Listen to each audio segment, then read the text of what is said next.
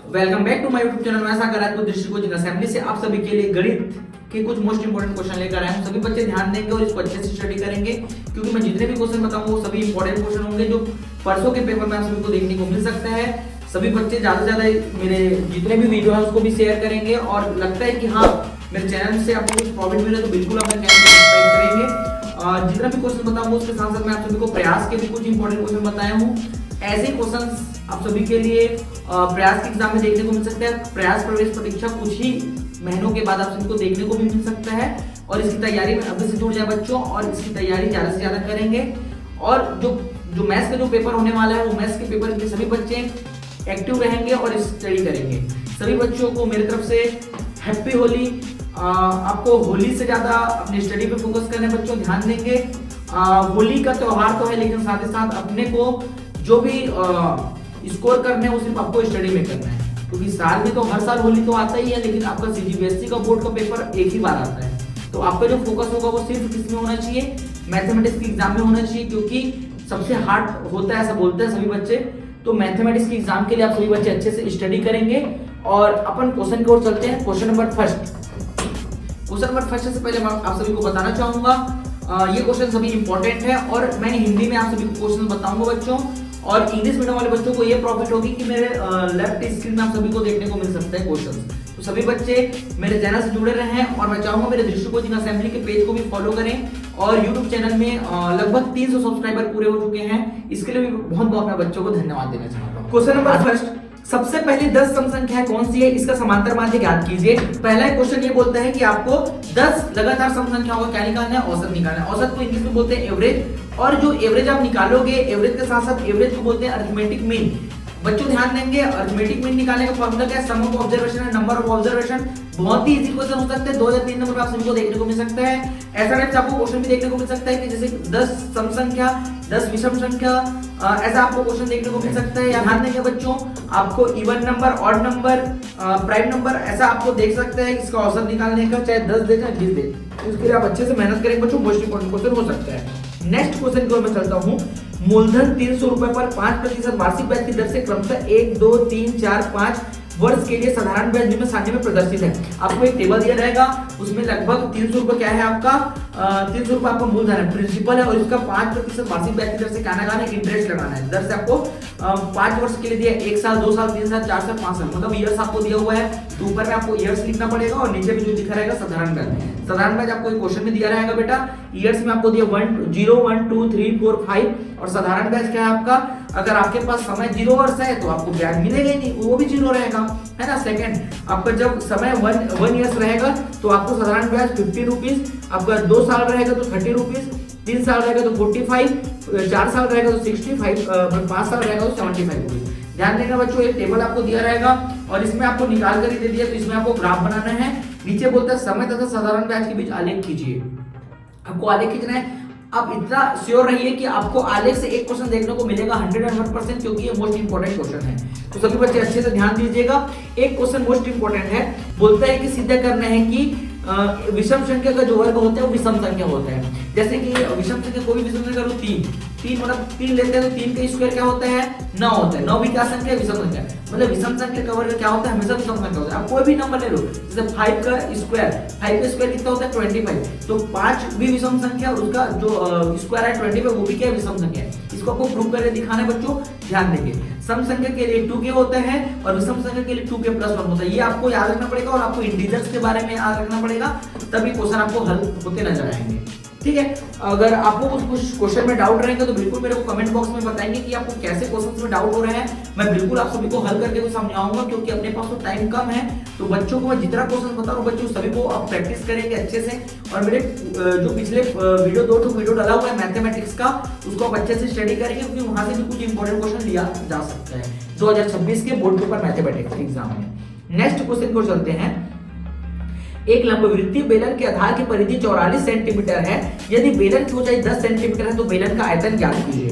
अगर मेरे पास टाइम की थोड़े से कमी हो सकती बच्चों, अगर साइड स्क्रीन आपको क्वेश्चन नहीं नजर आएगा तो आपसे एक रिक्वेस्ट रहेगी कि मैं जितना क्वेश्चन बता रहा हूँ उसको मैं इंग्लिश में भी कुछ को ट्रांसलेट कर रहा हूँ, तो सभी बच्चे फोकस करेंगे। ठीक है, लगता है कि कोई क्वेश्चन में आपको अगर साइड स्क्रीन देखने को मिलेगा तो वो मिल सकता है। हम लोग क्वेश्चन नेक्स्ट में आते हैं। एक लंबवृत्तीय बेलन के आधार की परिधि 44 सेंटीमीटर है। यदि बेलन की ऊंचाई 10 सेंटीमीटर है तो बेलन का आयतन ज्ञात कीजिए। आपको एक लंबवृत्तीय बेलन को बोलते हैं अंग्रेजी में सिलेंडर का आपको सरकमफेरेंस दिया हुआ है, circumference of base of cylinder, है ना।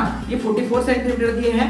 यदि बेलन की ऊंचाई मतलब आपको सिलेंडर का हाइट 10 सेंटीमीटर दिया, बेलन का आयतन ज्ञात करना, आयतन मतलब वॉल्यूम आपको फाइंड करके दिखाना है। बहुत इंपॉर्टेंट क्वेश्चन हो सकता है बच्चों, ये ध्यान देंगे। मैं नेक्स्ट क्वेश्चन की ओर चलता हूं। यदि a और c का मध्य अनुपात b हो तो k नियम से सिद्ध करना है a square plus b square upon a b is equal to a plus c upon b। ये मोस्ट इंपॉर्टेंट क्वेश्चन हो सकते हैं बच्चों। a और c का जो मिड टर्म में जो दिया है वो क्या है, b है। आपको k नियम से इसको फाइंड करना है, मतलब a is equal to b के और b is equal to c के पढ़े हो ना इसको। ये इंपॉर्टेंट क्वेश्चन है बच्चों, ध्यान देंगे। आपको इसको फाइंड करने का सकते हैं a और c का मध्य अनुपात क्या है, b है, मतलब a ratio b ratio c। b को डबल करेंगे, मतलब जब अपन उसको प्रोपोर्शन करते हैं, है ना, जब समानुपात में करते हैं तो a ratio b समानुपात b ratio c हो जाता है, फिर a upon b upon c। याद रखना, मोस्ट इंपोर्टेंट क्वेश्चन हो सकते हैं बच्चों। इसको a is equal to b के और क्या होगा b is equal to c के, तो b की वैल्यू जो रहेगा उसको पुट अप कर देना, तो आपको ये मतलब जैसे जैसे क्वेश्चन में दिया रहेगा उसके हिसाब से आप इसको हल कर सकते हैं। ये क्वेश्चन इंपॉर्टेंट हो सकते हैं बच्चों। अगर ये क्वेश्चन में अगर आपको डाउट होगा तो मेरे को बिल्कुल बताएंगे, मैं क्वेश्चन को आपको एक नेक्स्ट वीडियो लाकर इसको अच्छे से समझा दूंगा। नेक्स्ट क्वेश्चन को चलते हैं। इस बार आपको मेरे को लग रहा है कि आप लोगों को बहुलक का क्वेश्चन देखने को नहीं मिलेगा, क्योंकि पिछले साल बहुलक के क्वेश्चन आए हुए हैं। इस साल आप अच्छे से मेहनत करेंगे, समांतर माध्य का एक क्वेश्चन कर लेंगे अच्छे से। छोटा क्वेश्चन समांतर माध्य का आप कर लेंगे और बड़ा क्वेश्चन में आप माध्यिका का करेंगे, क्योंकि माध्यिका का एक छोटा क्वेश्चन बड़ा क्वेश्चन भी आ सकता है, लेकिन आपको और में समांतर माध्य के और में बहुलक देखने को मिल सकते हैं। वो इंपॉर्टेंट समांतर माध्य के और में माध्यिका देखने को मिल सकता है। माध्यिका का एक क्वेश्चन आपको मैं बता दूंगा, उसको आप अच्छे से प्रैक्टिस कर लेंगे। बाकी तो सभी क्वेश्चन एक जैसे बनते ही नजर आएंगे। नेक्स्ट क्वेश्चन की ओर मैं चलता हूँ, इंपॉर्टेंट है। सिद्ध कीजिए कि चक्रीय चतुर्भुज के सम्मुख कोणों का योग 180 होता है। इस बार लग रहा है कि ये क्वेश्चन आप सबको देखने को मिल सकता है। सिद्ध कीजिए कि चक्रीय चतुर्भुज के सम्मुख कोणों का योग कितना डिग्री होता है, 180 होता है। ध्यान देंगे बच्चों, चक्रीय चतुर्भुज के बारे में पढ़ लेंगे। नेक्स्ट क्वेश्चन की ओर आता हूं मैं। एक त्रिभुज है जिसमें AD परपेंडिकुलर BC है, मतलब एक त्रिभुज है जिसमें AD परपेंडिकुलर को बोलते हैं लंब, BC है। सिद्ध कीजिए कि AB square plus CD square equal to BD square plus AC square. ये मोस्ट इंपॉर्टेंट क्वेश्चन हो सकते हैं बच्चों, ध्यान देंगे। एक त्रिभुज आपको बनाना है ABC, जिसका AD परपेंडिकुलर BC आपको दिया रहेगा, जो जैसे एक ट्रायंगल बना रहेगा, उसके बीचों बीच में क्या रहेगा, D रहेगा, कोई D बिंदु रहेगा, वो AD परपेंडिकुलर किस पर रहेगा, BC पर रहेगा। और आपको बाकी आपको जो सिद्ध करना है वो दिया रहेगा AB square plus CD square equal to BD square plus AC square. आपको इसको पाइथागोरस फार्मूला से इसको आपको हल करना है। बहुत इजी क्वेश्चन है, अगर आप चाहे तो इसको आप हल कर सकते हैं। इसकी प्रैक्टिस भी आप अच्छे से कर लेंगे। मेरे को पता है कुछ होशियार बच्चे जो हैं तैयारी तो अच्छे से कर ले, लेकिन कुछ बैक बेंचर्स होते हैं उनकी तैयारी अभी तक हुई नहीं होगी, तो इसकी तैयारी अच्छे से कर लेंगे। नेक्स्ट क्वेश्चन की ओर चलता हूं मैं। Important question, most important question है बच्चों। क्वेश्चन ये है,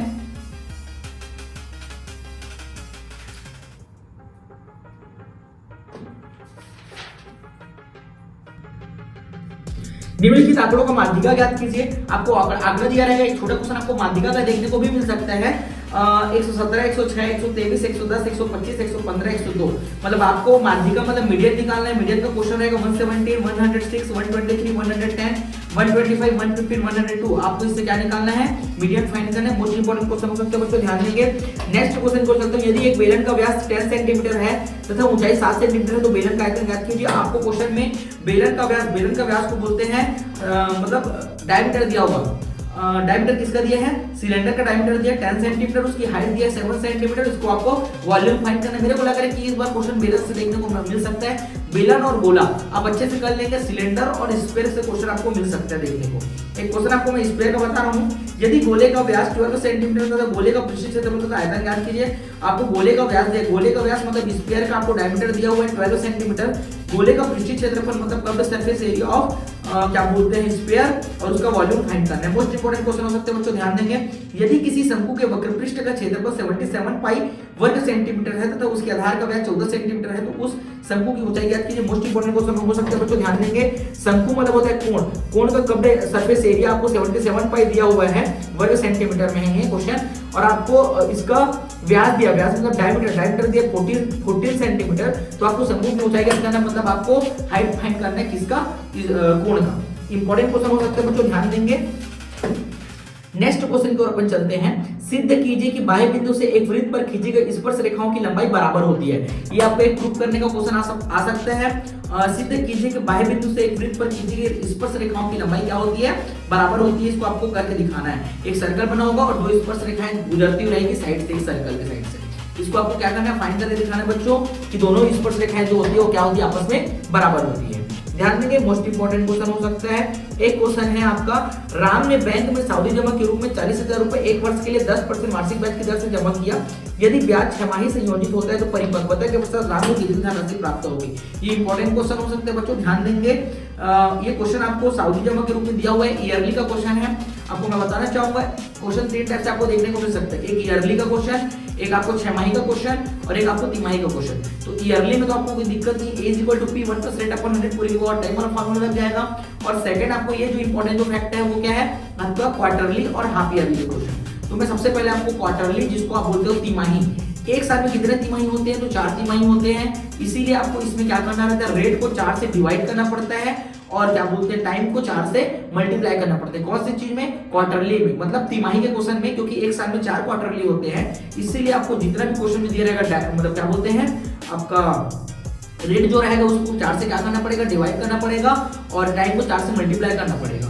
और सेम ऐसे ही क्वेश्चन रहता है जैसे कि छमाही का क्वेश्चन, आपको बोले छमाही संयोजित होते हैं, मतलब हाफ ईयरली का क्वेश्चन रहेगा तो आपको क्या करना है, एक साल में जो रेट होता है वो क्या हो जाता है, मतलब एक साल में जो 2 छमाही होते हैं तो आपको रेट को 2 से डिवाइड करना है और क्या बोलते हैं, टाइम को 2 से मल्टीप्लाई करना है। तो ध्यान देंगे बच्चों, ऐसा क्वेश्चन आप सभी को देखने को मिल सकता है। ये इंपॉर्टेंट क्वेश्चन हो सकते हैं। नेक्स्ट क्वेश्चन की ओर मैं चलता हूं। त्रिभुज PQR एक समकोण त्रिभुज है जिसमें एंगल Q = 90 डिग्री है। यदि PQ = 6 सेंटीमीटर तथा QR = 8 सेंटीमीटर है तो इस त्रिभुज के परिगत वृत्त की रचना करना है और रचना के पद लिखना है। ये इंपॉर्टेंट क्वेश्चन हो सकते हैं बच्चों, ध्यान देंगे और इसकी तैयारी आप अच्छे से करेंगे क्योंकि ये 90 डिग्री का एंगल बनाने वाला आता है और ये परिगत वृत्त की रचना करना है। परिगत वृत्त मतलब आपको सर्कम सर्कल की रचना करना है। आपको एक समकोण दिया है ट्रायंगल PQR जिसमें एंगल Q की वैल्यू 90 डिग्री दी है। PQ = 6 सेंटीमीटर, QR = 8 सेंटीमीटर और इसमें आपको सर्कम सर्कल की क्या करना है, रचना करना है, कंस्ट्रक्शन करना है और इसका रचना के पद लिखना, मतलब स्टेप्स ऑफ कंस्ट्रक्शन भी आपको लिख के दिखाना है। नेक्स्ट क्वेश्चन को मैं चलता हूं, हल करना है। ये इक्वेशन देखो, क्वेश्चन भी आपको ट्रिग्नोमेट्रिक रेशियो से आपको हल करने का नजर आएगा। एक इक्वेशन हल करने का आता है और एक प्रूफ करने का आता है। तो ट्रिग्नोमेट्रिक रेशियो को मैं आपको इक्वेशन वाला क्वेश्चन भेज रहा हूं, बता रहा हूं समीकरण वाला। cos θ upon 1 minus sin θ plus cos θ upon 1 plus sin θ is equal to 4। Important question बच्चों, मोस्ट इंपॉर्टेंट फैक्ट हो सकता है। ये कल परसों के पेपर में आप सबको देखने को मिल सकता है। cos θ upon 1 minus sin θ plus cos θ upon 1 plus sin θ is equal to 4। इसको ध्यान देंगे बच्चों, ये मोस्ट इंपोर्टेंट क्वेश्चन है और इसकी तैयारी आप अच्छे से करेंगे। अब मैं आप लोगों को कुछ बताना चाहूंगा, अगर आप बैंकिंग एवं कराधान के चैप्टर्स को आप पढ़ेंगे तो फर्स्ट एक्सरसाइज में बैंकिंग के बारे में और सेकंड एक्सरसाइज में कराधान के बारे में। बैंकिंग को इंग्लिश में तो बैंकिंग ही बोलते हैं, लेकिन जो कराधान होते हैं उसको क्या बोलते हैं, टैक्सेशन बोलते हैं। तो बैंकिंग को आप ध्यान देंगे बच्चों, बैंकिंग के क्वेश्चन को अगर आप अच्छे से स्टडी कर लेंगे तो आपको पर्सनली 2 करने की जरूरत नहीं, और जिस बच्चे को पर्सनली 2 क्लियर है उसको पर्सनली 1 करने की जरूरत नहीं है। मतलब जिसका एक्सरसाइज 1 क्लियर है उसको एक्सरसाइज 2 करने की जरूरत नहीं, जिसका एक्सरसाइज 2 क्लियर है उसको एक्सरसाइज 1 करने की जरूरत नहीं पड़ेगी, क्योंकि आपको दोनों में से एक और में देखने को मिल सकता है। और दूसरा चीज बेटा, ट्रिग्नोमेट्रिक रेशियो और हाइट एंड डिस्टेंस चैप्टर है, वो दोनों और में आने को मेरे को ऐसा लग रहा है वो आएगा ही, क्योंकि वो आपको सिलेबस में दिया हुआ है, दोनों और में आते हैं हर साल। तो ध्यान देंगे बच्चों, जो बड़ा क्वेश्चन जो आएगा हाइट एंड डिस्टेंस और क्या बोलते हैं ट्रिग्नोमेट्रिक रेशियो का, इसका क्वेश्चन मैं चाहूंगा कि आप ट्रिग्नोमेट्रिक रेशियो से आप अच्छे से स्टडी करेंगे, क्योंकि इस चैप्टर से आपको बड़ा क्वेश्चन नजर आएगा और छोटा क्वेश्चन भी नजर आएगा। लेकिन आपको हाइट एंड डिस्टेंस से बड़े क्वेश्चन नजर आएगा, तो बच्चों को मैं बार बार बताना चाहूंगा कि ट्रिग्नोमेट्रिक रेशियो से आप अच्छे से स्टडी करेंगे, वहां से आपको क्वेश्चन देखने को मिल सकता है। मोस्ट इंपोर्टेंट क्वेश्चन है। मैं नेक्स्ट क्वेश्चन की ओर चलता हूं। सबसे ज्यादा इंपोर्टेंट होने वाला क्वेश्चन है, सिद्ध कीजिए कि 2k + 11 एक विषम पूर्णांक है जहां k एक पूर्णांक है। मोस्ट इंपोर्टेंट क्वेश्चन बच्चों, प्रूव करके दिखाना है। आपको क्या प्रूव करना है, 2k + 11 है वो क्या है, एक विषम पूर्णांक है। विषम पूर्णांक मतलब बोलते हैं ऑड इंटीजर्स, है ना, ऑड इंटीजर्स दिया हुआ है और k है वो इंटीजर्स है करके बोले। इसको आपको प्रूव करके दिखाना है, आपको 3 नंबर में देखने को मिल सकता है। इंपॉर्टेंट क्वेश्चन बच्चों ध्यान देंगे। नेक्स्ट क्वेश्चन की ओर चलता हूं, जो ज्यादा इंपॉर्टेंट हो सकता है। एक बेलन के वक्रपृष्ठ का क्षेत्रफल 3696 वर्ग सेंटीमीटर है। यदि बेलन के आधार की त्रिज्या 14 सेंटीमीटर हो तो बेलन की ऊंचाई ज्ञात करना है। अब मैं आता हूं इंग्लिश मीडियम वाले बच्चों के लिए। एक बेलन के वक्रपृष्ठ का क्षेत्रफल मतलब एक आपको सिलेंडर दिया है, इसका कब सरफेस एरिया 3696 स्क्वायर सेंटीमीटर दिया हुआ है और आपको बेलन के आधार की त्रिज्या मतलब आपको रेडियस दिया है 14 सेंटीमीटर और बेलन की हाइट आपको फाइंड करना है। ये इंपॉर्टेंट क्वेश्चन हो सकता है बच्चों, ध्यान देंगे। एक क्वेश्चन और है ये आपका सर्कल चैप्टर क्या है, एक वृत्त की त्रिज्या 20 सेंटीमीटर दिया है और दो बराबर और समांतर जीवाओं के बीच की दूरी 24 सेंटीमीटर है। जीवा की लंबाई आपको ज्ञात करना है। एक वृत्त की त्रिज्या मतलब आपको रेडियस ऑफ अ सर्कल दिया हुआ है, कितना सेंटीमीटर दिया है, 20 सेंटीमीटर आपको रेडियस दिया हुआ है।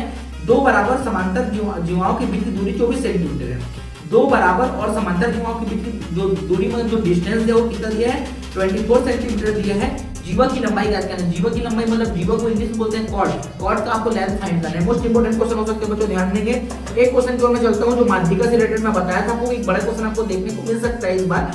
किसी परीक्षा में विद्यार्थियों के प्राप्तांक निम्न सारणी में दी गई है। आपको दो चीज दिया रहेगा, एक आपको प्राप्तांक दिया रहेगा और दूसरा जिसको आप प्राप्तांक को मार्क्स बोलते हो, और आपको विद्यार्थियों की संख्या दी है मतलब नंबर ऑफ स्टूडेंट्स। आपको प्राप्तांक में क्या दिया, 0 से 10, 10 से 20, 20 से 30, 30 से 40, 40 से 50 और 50 से 60 आपको दिया रहेगा। ये किसमें दिया रहेगा, मार्क्स में, प्राप्तांक में दिया रहेगा। और विद्यार्थियों की संख्या, जहां आपको संख्या की बात करते हैं मतलब समझ जाना बेटा, वो फ्रीक्वेंसी है, बारंबारता है। 0 से 10 में 1, 10 से 20 में 12, 20 से 30 में 24, 30 से 40 में 32, 40 से 50 में 10, 50 से 60 में 5। आपको इसमें माध्यिका फाइंड करना है, मतलब आपको मीडियन फाइंड करके दिखाना है। ये क्वेश्चन इंपॉर्टेंट हो सकते हैं बच्चों, ध्यान देंगे। एक क्वेश्चन है समांतर श्रेणी का। समांतर श्रेणी मतलब आपका क्या बोलते हैं, अरिथमेटिक प्रोग्रेशन का क्वेश्चन है। समांतर श्रेणी 24, 21, 18 डैश डैश डैश के कितने पद लिया जाए ताकि उनका योग 78 हो जाएगा। सबसे पहले इसको आपको फार्मूला आपको याद होना चाहिए, Sn equal to n upon 2a plus n minus 1d। आपको याद रखना पड़ेगा बेटा, इसको सम का ये फार्मूला है सम निकालने का, और एक है आपका an वाला फार्मूला, an को tn भी बोलते हैं, an equal to a plus n minus 1d वाला फार्मूला। तो कौन से पद है, कौन से पद अगर बोलता है तो आपको वही वाला फार्मूला लगाना पड़ेगा। कितने नंबर का पद है, an का मतलब an वाला फार्मूला लगेगा। और जहां आपको बोलता है कि योग निकालो, योगफल निकालो, तो समझ जाना उसमें n upon 2a plus n minus 1d वाला फार्मूला लगेगा। ये इंपॉर्टेंट हो सकते हैं बच्चों। नेक्स्ट क्वेश्चन की ओर मैं चलता हूं जो इंपॉर्टेंट आप सभी के लिए हो सकता है।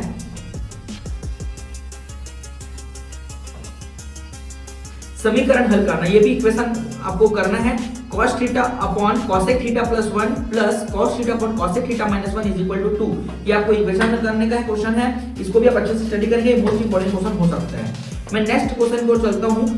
एक क्वेश्चन आप सभी के लिए मैं लेकर आया हूं, ये है सिद्ध कीजिए कि एक विषम और एक सम संख्या का योग हमेशा विषम संख्या होता है। मतलब आपको एक प्रूफ करके दिखाना है कि सम संख्या और एक विषम संख्या, एक आपको इवन नंबर दिया रहेगा, एक आपको ऑड नंबर दिया रहेगा। आपको प्रूफ करना है कि इवन नंबर और ऑड नंबर का जो सम होता है वो हमेशा कौन सा नंबर होता है, वो हमेशा ऑड नंबर होता है। ये आपको प्रूफ करके दिखाना है। मतलब एक इवन नंबर मतलब एक सम संख्या और एक विषम संख्या, एक सम संख्या और एक विषम संख्या का योग हमेशा कौन सा संख्या होता है, विषम संख्या होता है। आपको प्रूफ करके दिखाना है, सिद्ध करके दिखाना है। ये इंपॉर्टेंट क्वेश्चन हो सकते हैं इस चैप्टर से, तो आपको क्वेश्चन नजर आएगा और तीनों सेट में अलग अलग क्वेश्चन देखने को मिल सकते हैं। ध्यान देंगे बच्चों, ये सब इंपॉर्टेंट क्वेश्चन है। और एक क्वेश्चन और लेके आता हूं मैं आप सभी के लिए, जो आप सभी के लिए ज्यादा ही इंपॉर्टेंट होने वाला है। 2 सेंटीमीटर त्रिज्या वाले, 2 सेंटीमीटर रेडियस वाले 21 गोलियों को पिघलाकर बड़ा गोला बनाया जाता है। इस नए गोले का आयतन ज्ञात कीजिए। क्वेश्चन को मैं इंग्लिश में समझाना चाहूंगा। आपको 2 सेंटीमीटर रेडियस वाले मतलब 2 सेंटीमीटर का रेडियस वाला आपको क्या दिया हुआ है, 21 गोले दिए। गोले मतलब होते हैं स्फीयर, स्फीयर शेप के 2 सेंटीमीटर वाले 21 गोले हैं, मतलब 21 स्फीयर है। इसको आपको मेल्ट करना है, मतलब पिघलाना है। जैसे पिघलाकर क्या बनाते हैं, बड़ा गोला बनाते हैं। तो आपको जो बड़ा गोला बनेगा, जो बिग स्फीयर बनेगा, उसका आपको क्या बताना है, वॉल्यूम बताना है। ये बहुत इजी क्वेश्चन है, ये इंपॉर्टेंट हो सकता है। नेक्स्ट क्वेश्चन को मैं चलता हूं। एक वृत्त की त्रिज्या 20 सेंटीमीटर है, दो बराबर और समांतर जीवाओं के बीच की दूरी 24 सेंटीमीटर है। जीवा की लंबाई ज्ञात कीजिए। इंपॉर्टेंट क्वेश्चन हो सकते हैं बच्चों, ध्यान देंगे। एक वृत्त की त्रिज्या 20 सेंटीमीटर है, दो बराबर और समांतर जीवाओं के बीच की दूरी 24 सेंटीमीटर, जीवा की लंबाई ज्ञात करना। मैं पिछले क्वेश्चन में बताया था, ये क्वेश्चन शायद रिपीट हो गया है। ध्यान देंगे बच्चों। एक इंपॉर्टेंट क्वेश्चन को मैं लेके चलता हूं। 3 समांतर श्रेणियों के n पदों के योगफल क्रमशः S1, S2, S3 है। आपको 3 समांतर श्रेणी दिया हुआ है। 3 समांतर श्रेणी मतलब 3 अरिथमेटिक प्रोग्रेशन, इनके n पदों का जो सम है वो कितना आपको दिया है, S1, S2, S3।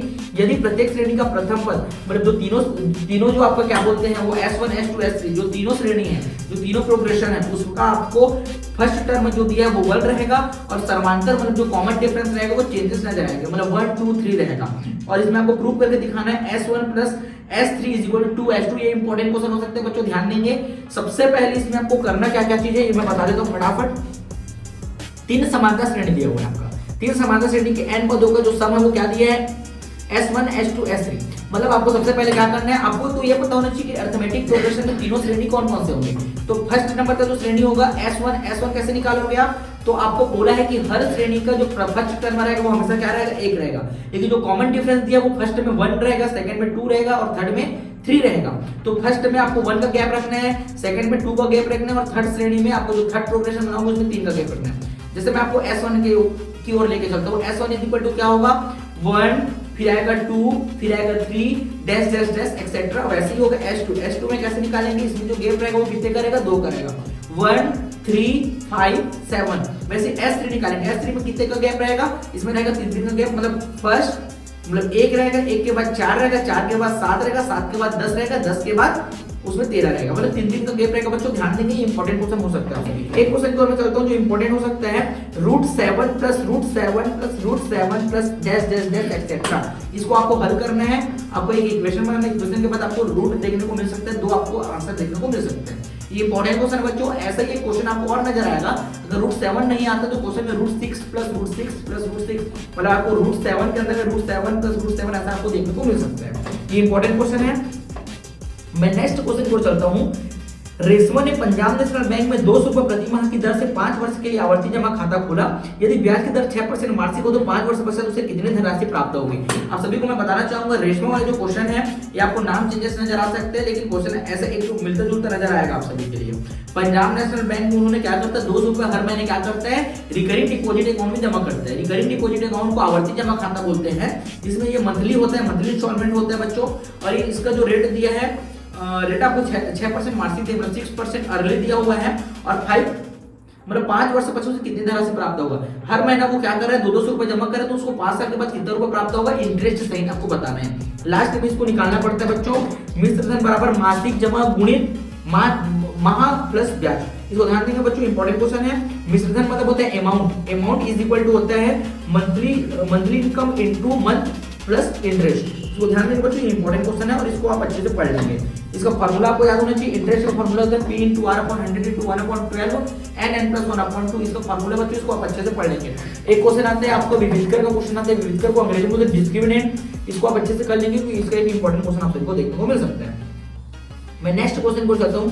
यदि AB = 5 centimetre, BC = 6 centimetre, AC = 4 centimetre हो तो दिए हुए त्रिभुज ABC के समरूप त्रिभुज बनाइए जिसकी संगत भुजाएं 5/7वें भाग के बराबर हो। आपको ये एक्यूट एंगल वाला बनाने का क्वेश्चन आ सकता है। कोई ट्रायंगल बनाना है, ट्रायंगल के बाद आपको एक्यूट एंगल खींचना है।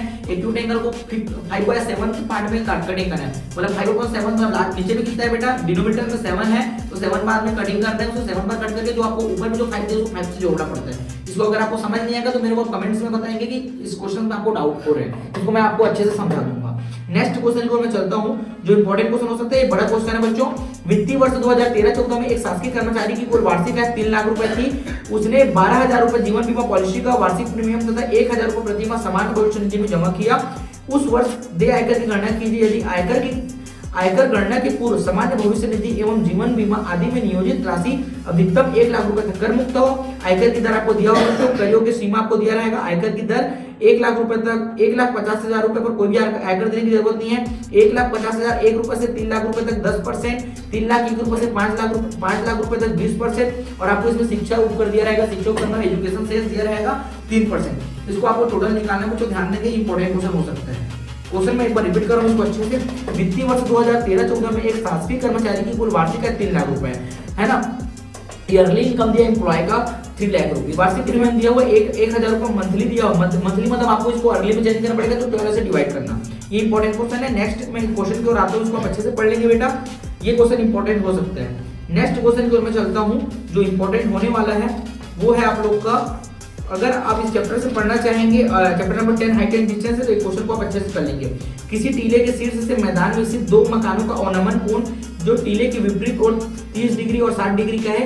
यदि टीले की ऊंचाई 60 मीटर हो तो मकानों के बीच की दूरी ज्ञात करनी है। ये इंपॉर्टेंट क्वेश्चन है बच्चों, ध्यान देंगे। क्वेश्चन में आप सभी को रिपीट कर रहा हूँ, ध्यान देंगे इस क्वेश्चन को। किसी टीले के शीर्ष से मैदान में स्थित 2 मकानों का अवनमन कोण जो कि टीले के विपरीत और 30 डिग्री एवं 60 डिग्री का है। यदि टीले की ऊंचाई 60 मीटर है तो मकानों के बीच की दूरी ज्ञात करना है। ठीक है, ये इंपॉर्टेंट क्वेश्चन हो सकता है बच्चों, इसको आप अच्छे से स्टडी करेंगे, मोस्ट इंपॉर्टेंट क्वेश्चन है। Okay, take care.